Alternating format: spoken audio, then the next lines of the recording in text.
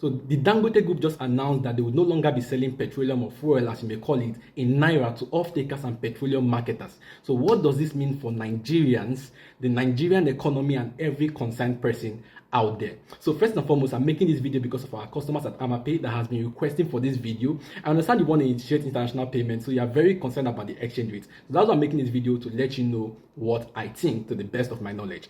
So first and foremost, I would like to bring to your attention that 90% of the GDP of Nigeria comes from oil exports, which means that Nigeria is heavily reliant on oil. So now the Dangote group, as we know, before now they were selling petroleum fuel to off-takers and petroleum marketers in Naira. But recently they just announced that they will no longer be doing that. So what does this mean for the Nigerian economy? It simply means that what? People, petroleum marketers and off-takers would have to do what? Use the Naira to buy the dollars in order to buy petroleum from what? From Dangote. And you may be asking, why is Dangote doing this? I suspect it may be because Dangote has to, pay their suppliers in dollars, because they are also importing crude before, refining it. So what does this really mean for the economy? So if people have to now do what? Use the Naira to buy the dollar to buy petroleum from Dangote, this would only weaken the Naira further. The Naira is going to depreciate against the dollar. It is simple supply and demand for foreign currencies. The more you use the Naira to buy other foreign currencies, that you are demanding for other foreign currencies, it will significantly affect what? The Naira. Naira will do what?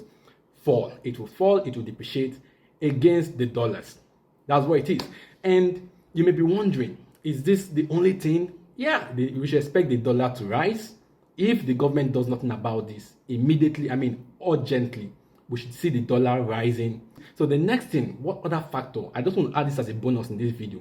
Other factors that can affect the exchange rate based on Nigeria's current situation. So there's a political issue now in the country, right? Which is the president of the Federal Republic of Nigeria just announced that it declared a state of emergency in Rivers State, right? And also suspended the governor, his deputy, and the House of Assembly members. So what this means, this has raised several market sentiments, concerns, and people have been saying a lot about it. And you know what happens when there is speculation and market sentiment? People are now beginning to feel like there's political uncertainty. So when the political structure of a country is not stable, it will significantly affect the exchange rate.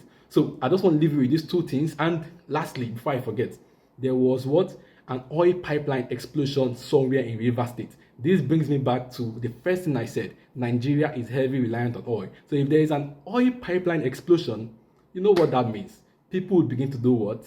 Speculate. And when they speculate, they will go and buy the dollar. That means more demand for the dollar, and that would affect our exchange rate if the government does nothing about it as soon as possible.